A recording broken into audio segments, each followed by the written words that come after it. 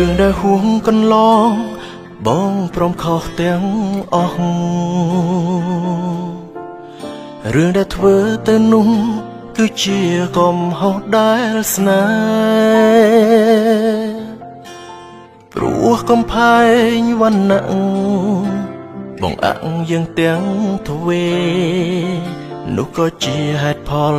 មួយដែលអូនឃ្លាតទៅចង់ធ្វើមនុស្សប្រពៃដែលមានអ្វីៗឲ្យអូចង់រស់នៅក្បែរស្ងួនលុះជីវិតសូន្យណាពើចង់សុំឲ្យអូនយល់ការពិតថាចិត្តរៀមរែងមកសើពេលយើងចែកផ្លូវទាំងបេះដូងក្តៅឈឺសាអត់ទោះបានទេបើសុំផ្ដាំស្នេហ៍ជាថ្មី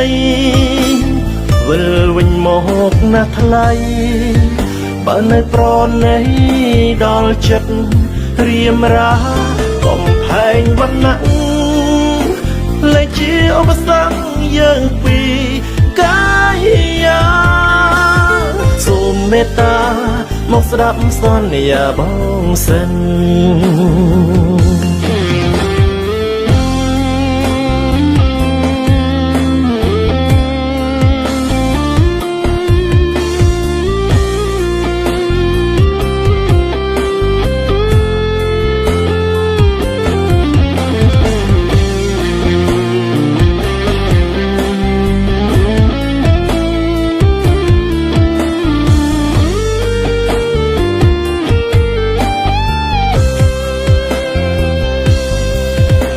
ធ្វើមនុស្សប្រពៃ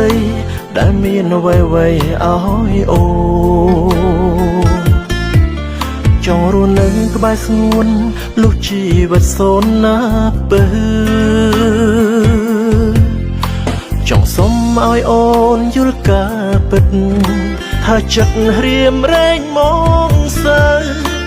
ពេលយើងចែកផ្លូវទាំងបេះដូងក្តៅឈឺសាអត់ទោះបានទេបើសុំផ្ដាំស្នេហ៍ជាថ្មីវិលវិញមកណាស់ថ្លៃបើនៅប្រណីដល់ចិត្តរៀមរាកំផែងវណ្ណៈលេចជាឧបសគ្គយើងពី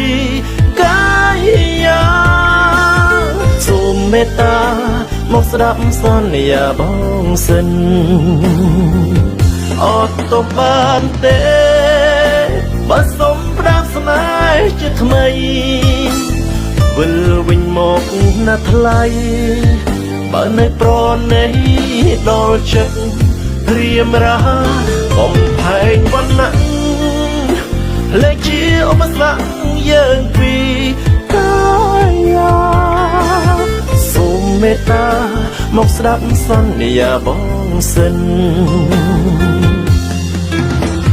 ស្នេហាបងនៅចាំនួនល្អងដូចដើរ